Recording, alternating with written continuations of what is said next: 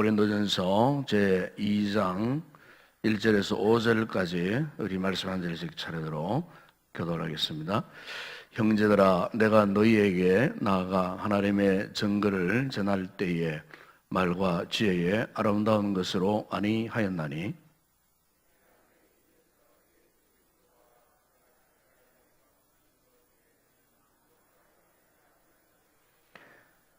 내가 너희 가운데 가할 때에 약하고 두려워하고 심히 떨었노라.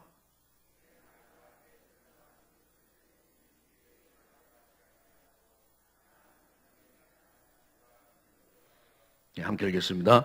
너희 믿음이 사람의 지혜에 있지 아니하고 다만 하나님의 능력에 있게 하려 하였노라. 아멘. 요즘 최근에 들어와서 우리 교회들이나 또 우리 이 성도들이 가장 강력하게 도전받는 사상이 하나 있습니다. 그 사상이 뭐냐면은 이 다원주의 사상입니다. 이 종교 다원주의 사상, 이걸 다른 말로 표현하면은 종교 혼합주의 사상이라고 그렇게 이야기를 할 수 있겠습니다. 최근에 들어와서 이 같은 이 종교 혼합주의 사상이 아주 극성을 부리고 있는 그 같은 모습을 보게 됩니다. 이 같은 이 종교 혼합주의 이 사상이 뭐 정치나 경제나 문화나 각종 다방면에 걸쳐서 스며 들어오는 것을 보게 됩니다. 문제는 뭐냐면은 바로 오늘 경건한 신앙의 삶을 살고 있는 우리들조차도 이 같은 이 종교 혼합주의 사상에 점점 물들어가고 있다는 것을 우리가 느끼게 됩니다.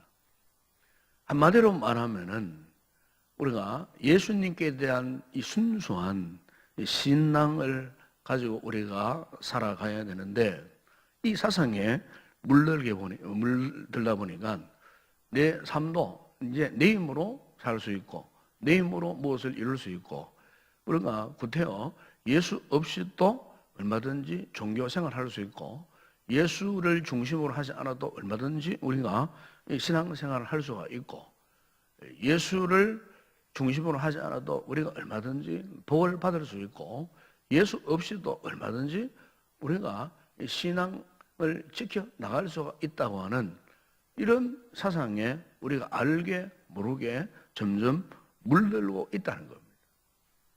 한때는 오직 예수 중심, 오직 예수님만이 나의 생명이다라고 고백했던 성도들조차도 언제부터인가 이 같은 신앙이 흐릿해지면서 점점점 우리의 신앙이 이렇게 세속화 되어가는 그와 같은 모습을 우리가 보게 됩니다.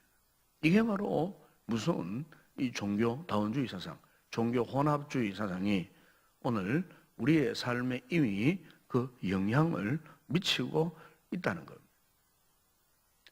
오늘 본문에 보게 되면은 우리가 사도 바울이 1차 전도 여행을 마치고 이제 2차 전도 여행길에 아주 큰 꿈을 안고 그가 이제 출발을 했습니다. 그 당시 헬라의 수도였던 이 아테네에 그가 이제 들어갔습니다. 이 아테네는 헬라의 철학의 본거지입니다. 유명한 소크라테스나 플라톤이나 아리스토텔레스와 같은 대철학자가 한때 살았던 그런 곳이었습니다. 전통적으로 철학을 숭상하는 그런 도시였습니다. 그런데 이곳에 도착한 사도 바울 역시도 철학에 아주 박식한 그런 지식을 갖고 있었던 사람이었습니다. 그가 본래 가말리엘 문화에서 히브리 종교에 대한 정통을 공부한 사람이었지만은 그가 로마의 시민권을 가진 자로서, 그리고 로마에 태어났기 때문에 당연히 철학에 대해서도 상당한 관심을 가지고 있었고, 이 철학에 대해서도 능통한 지식을 갖고 있었던 그런 사람이었습니다. 그렇기 때문에 이 사도 바울의 입장에서는 이 아테네 철학의 도시에 간다는 게 전혀 두렵지 않았습니다. 왜냐하면은 그가 가지고 있었던 철학적인 지식으로 얼마든지 철학자들을 만나서 충분히 변론할 수 있는 그런 철학에 대한 지식과 그런 변론의 능력을 그가 충분히 갖고 있었기 때문에 그는 아주 당당하게 이렇게 자신만만하게 그렇게 이제 이 철학의 도시 아덴에 그가 들어갔던 것입니다.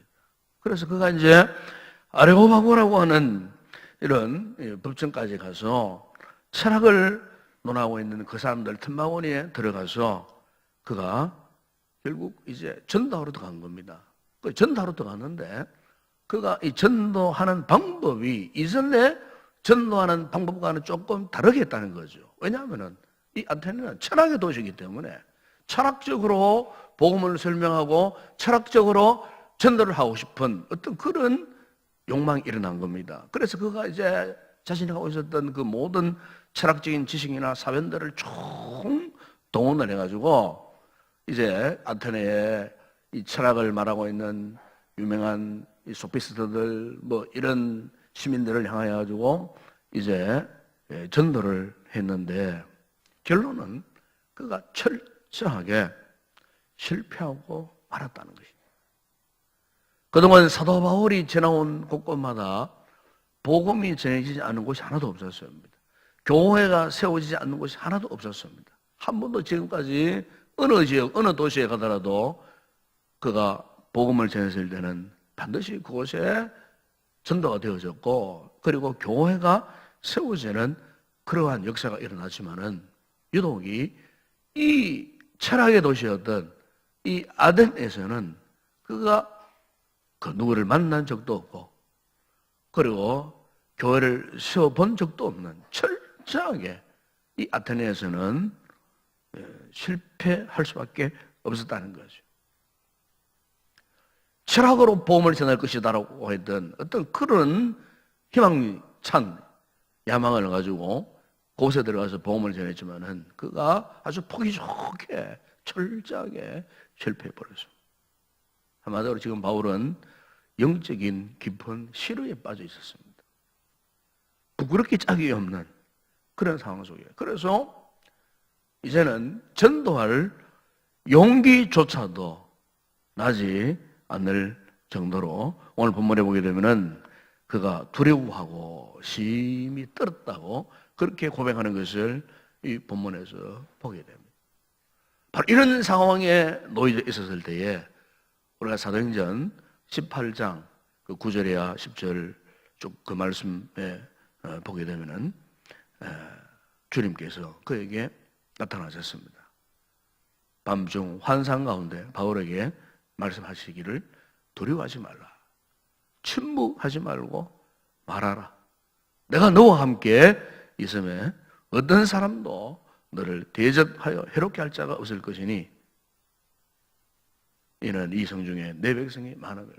그래서 이 사도 바울이 그때 성령님의 인도함을 따라가지고 이제 그 지역을 옮깁니다. 아테네에서 이제 고린도 지역으로 이제 옮겨가게 됩니다. 이것은 철저하게 성령님이 그를 인도해 가신 것입니다. 바로 그 고린도 지역에서 아굴라와 브리스길라 부부를 하나님께서 만나게 하십니다. 아테네에서는 철저하게 실패했던 이 사도 바울. 그런데 성령님 인도하심을 따라서 이제 고린도로 옮겨 왔을 때에 옮겨 오자마자 하나님께서 아굴라와 브리스길라 부부 신실한 하나님의 사람들이죠. 믿음의 사람들을 거기에서 만나게 하셔서 고린도에서 1년 6개월 동안 거기에서 복음을 전하는데 많은 열매를 맺게 되는 그것을 우리가 볼 수가 있습니다.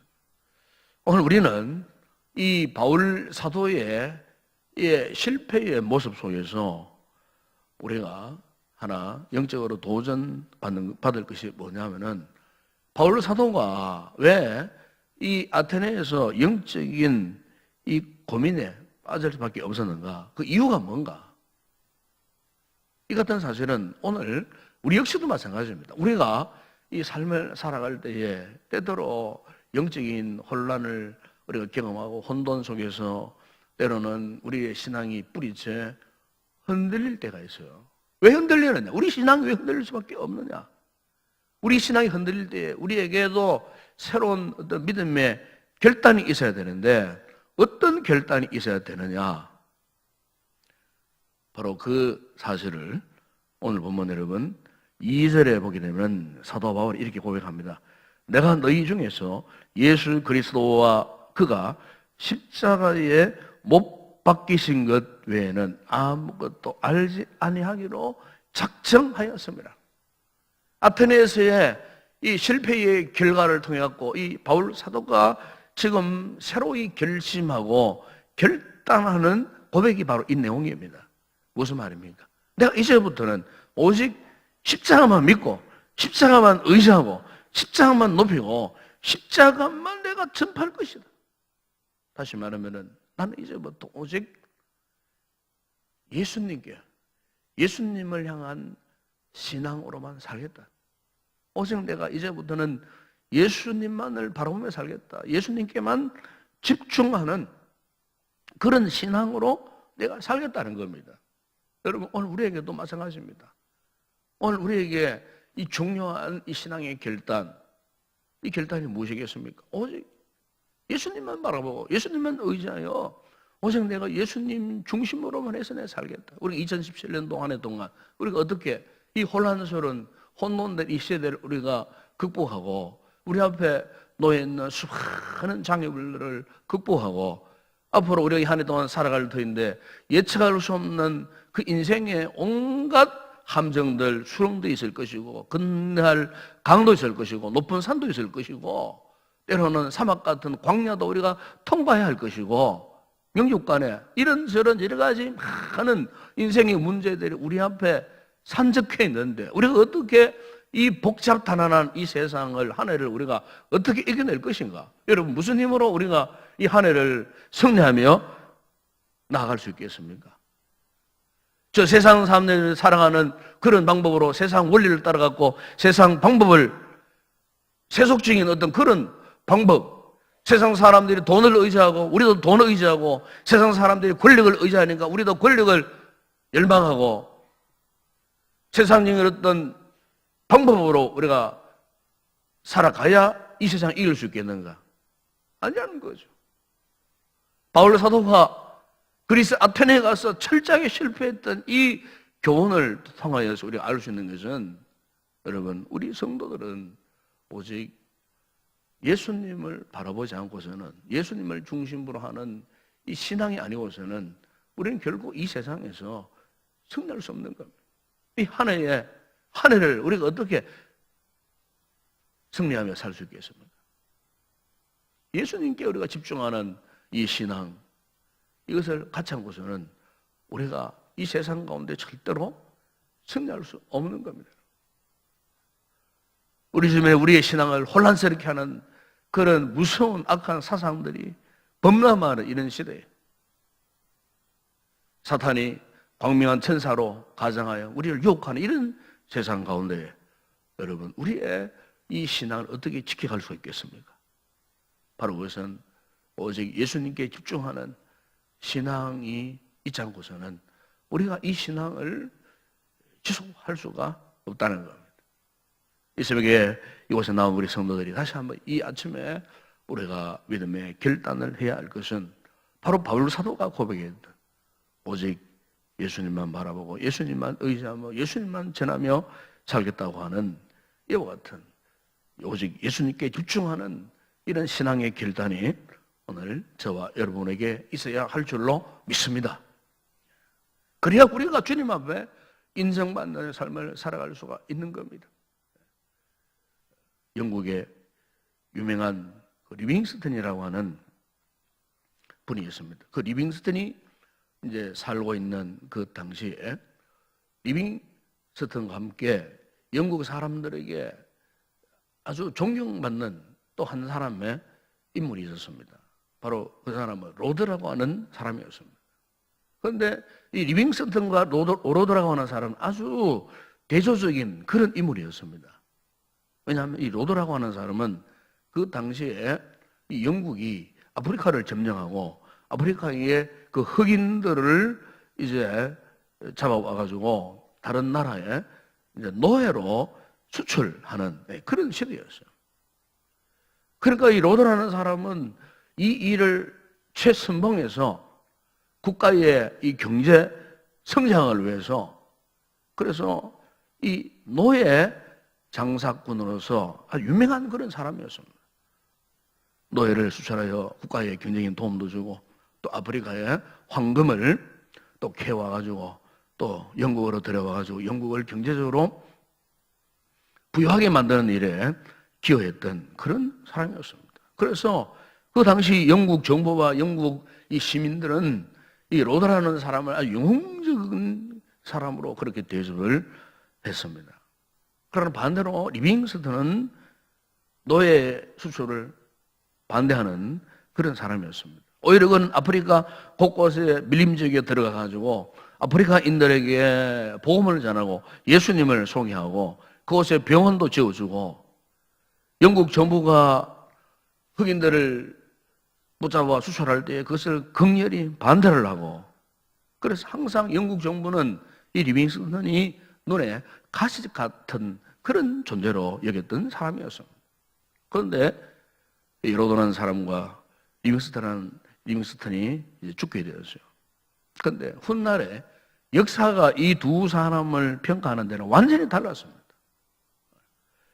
이 로드라는 사람은 지금도 역사의 그늘에서 가려서 무명의 존재로 그의 무덤이 어디 있는 조사도 모르는 그런 인물이 되어버렸지만은 리빙스턴은 그의 사후에 영국뿐만 아니고 세계적인 위인으로 지금도 존경받고 있고 그가 아프리카 빈민들을 위해서 지은 병원은 지금도 여전히 존재했고 그의 지신마저도 영국의 유명한 웨스트민스터 사원에 안장될 정도로 지금도 전 세계에 영국을 방문하는 사람들이 그의 무덤을 찾아가서 경건히 그를 문상을 하고 경의를 표하는 그러한 위대한 인물이 되었다는 것입니다.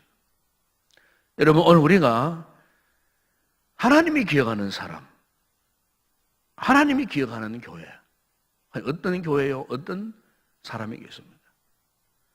바로 그것은 예수 신앙의 중심, 그것을 본질로 삼는 사람입니다. 오직 예수님, 오직 예수님이 가시는 그 길을 가는 사람, 오직 예수님이 중심이 되는 그 공동체, 그 교회, 그 신앙, 그 신앙을 하나님은 인정을 하신다는 거예요. 이 교회의 순수성, 우리 신앙의 순수성을 지키는 그 비결은 다른 게 아닙니다. 오직 예수 그리스도를 중심으로 하는 이 신앙을 가질 때에 오늘 우리의 신앙을 순수하게 지키고 보존해 갈 수가 있다는 것입니다. 이 위기의 시대에, 이 혼란한 이런 시대에 여러분 우리가 이 신앙 위에 분명히 서지 않으면요 우리는 결코 하나님의 원하시는 그 길을 갈 수가 없다는 겁니다. 우리 믿음 생활이 그죠?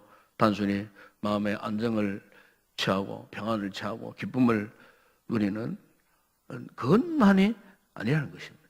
우리 신앙에 있어서 가장 위대한 것은 과연 주님이 원하시는 신앙으로 내가 살고 있는가? 주님이 원하시는 우리 교회가 되고 있는가? 주님이 원하시는 교회는 오직 예수님과 십자가를 중심으로 하는 이 신앙으로 존재할 때에 주님이 기뻐하시는 신앙이 되고 또 성도가 되고 교회가 되는 것입니다. 이 새벽에 우리가 이 아침에 이 한 해를 살아갈 때에 우리가 오직 예수님만을 집중으로 하는 이런 신앙으로 살아가기를 결심하는 그런 귀한 성도들이 되기를 바랍니다. 이 신앙으로 승리하는 그런 복된 성도들이 되기를 주의 이름으로 축원합니다. 기도하겠습니다. 거룩하신 우리 아버지 하나님 참으로 감사합니다.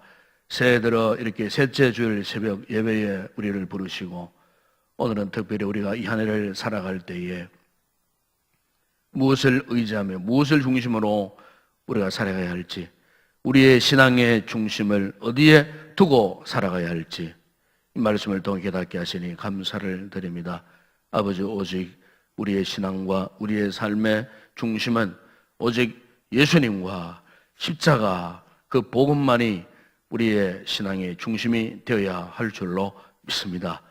예수님이 우리의 삶의 중심이 되고 우리의 신앙의 중심이 된다면 결코 우리는 이 한 해의 삶을 실패하지 아니하고 승리하며 살아가게 되는 줄로 믿습니다. 아버지, 우리에게 이와 같은 순수한 신앙을 허락하여 주시옵소서.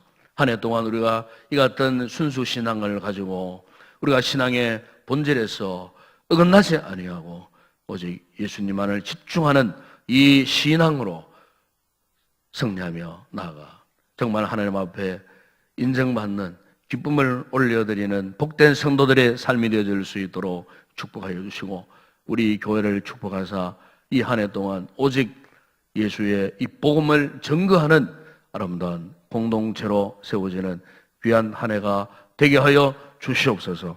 아버지, 우리가 감당해야 할 귀한 사명을 주셨습니다. 이 한 해 동안도 참으로 한 영혼을 구원하는 예수 복음을 힘있게 선포하고 나아가는 우리 교회가 되게 하여 주시옵소서. 예수님의 이름으로 기도드리옵나이다. 아멘.